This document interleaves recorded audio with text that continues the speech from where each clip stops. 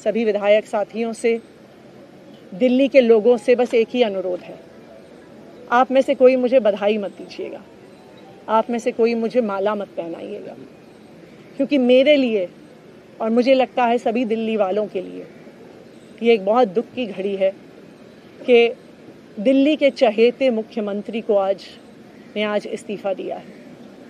मैं एक बार फिर अरविंद केजरीवाल जी का धन्यवाद करती हूँ जो उन्होंने मुझ पर भरोसा दिलाया, मुझ पर भरोसा दिखाया है। और मैं दिल्ली के लोगों की तरफ से फिर से एक बार ये कहूँगी कि वो जल्द ही आने वाले चुनाव के बाद अरविंद केजरीवाल जी को अपना मुख्यमंत्री देखना चाहते हैं। आतिशी वहां नहीं रुकी दोस्तों, उन्होंने ये भी कहा कि मैं धन्यवाद देना चाहती हूं कि अरविंद केजरीवाल ने इस लायक समझा कि मैं दिल्ली की मुख्यमंत्री बन सकूं।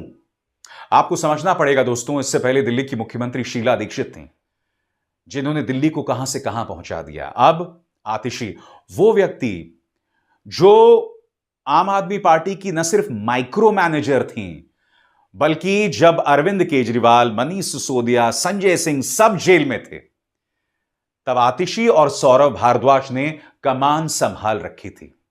आतिशी के हाथ में शिक्षा मंत्रालय था, इसीलिए वो धन्यवाद दे रही हैं अरविंद केजरीवाल का। सुनिए वो क्या कह रही हैं।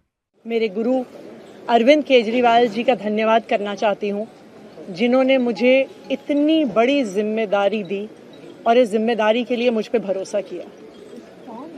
ये सिर्फ आम आदमी पार्टी में हो सकता है, अरविंद केजरीवाल जी के नेतृत्व में हो सकता है कि एक फर्स्ट टाइम पॉलिटिशियन एक राज्य की मुख्यमंत्री बने। मैं एक सामान्य परिवार से आती हूँ, शायद किसी और पार्टी में होती तो चुनाव की टिकट भी नहीं मिलती, लेकिन अरविंद केजरीवाल जी ने मुझ पर भरोसा किया, मुझे विधायक बनाया, मुझे मंत्री बनाया और आज मुख्यमंत्री बनने की जिम्मेदारी दी है। मैं खुश हूँ कि अरविंद केजरीवाल जी ने मुझ पर इतना भरोसा किया है, लेकिन जितना सुख आज मेरे मन में है, आज उससे बहुत ज़्यादा दुख भी मेरे मन में है। दुख इसलिए कि दिल्ली के लोकप्रिय मुख्यमंत्री मेरे बड़े भाई अरविंद केजरीवाल जी आज इस्तीफा दे रहे हैं। मैं आज ये ज़रूर कहना चाहती हूँ आम आदमी पार्टी के सभी विधायकों की तरफ से, दिल्ली की 2 करोड़ जनता की तरफ से, कि दिल्ली का एक ही मुख्यमंत्री है और उस मुख्यमंत्री का नाम अरविंद केजरीवाल है। भारतीय जनता पार्टी ने पिछले 2 साल से अरविंद केजरीवाल जी को परेशान करने की, उनके खिलाफ षड्यंत्र रचने की कोई कसर नहीं छोड़ी। एक ऐसा आदमी जो अपनी IRS कमिश्नर की नौकरी ठुकरा सकता था, एक ऐसा आदमी जो एक नई पॉलिटिकल पार्टी से पहली बार चुनाव लड़के मुख्यमंत्री पद से इस्तीफा दे सकता था, ऐसे आदमी पर, ऐसे ईमानदार आदमी पर भारतीय जनता पार्टी ने भ्रष्टाचार के आरोप लगाए, झूठे केस किए, फर्जी केस किए, अपनी एजेंसीज ED को, CBI को उनके पीछे छोड़ दिया, उनको झूठे मुकदमे में 6 महीने तक जेल में रखा। आखिरकार सुप्रीम कोर्ट ने उन्हें जमानत दी और सुप्रीम कोर्ट ने सिर्फ उनको जमानत नहीं दी, सुप्रीम कोर्ट ने केंद्र सरकार के मुंह पे तमाचा मारा, उनकी एजेंसीज के मुंह पे तमाचा मारा। उन्हें कहा कि इनकी एजेंसीज, केंद्र सरकार की एजेंसीज एक पिंजरे में कैद तोते की तरह हैं और अरविंद केजरीवाल जी की गिरफ्तारी गलत थी। अगर अरविंद केजरीवाल जी की जगह कोई और मुख्यमंत्री होता, कोई और नेता होता, तो वो 2 मिनट नहीं सोचता मुख्यमंत्री की कुर्सी पे बैठने के बारे में। लेकिन अरविंद केजरीवाल जी ने वो किया जो आज तक इस देश का इतिहास तो छोड़िए, शायद दुनिया के इतिहास में किसी नेता ने ना किया हो।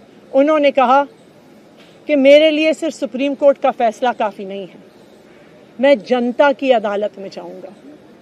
जब दिल्ली की जनता मुझे कहेगी कि हम तुम्हें मुख्यमंत्री के रूप में देखना चाहते हैं, जब दिल्ली की जनता कहेगी कि तुम ईमानदार हो, तब मैं मुख्यमंत्री की कुर्सी पे बैठूंगा।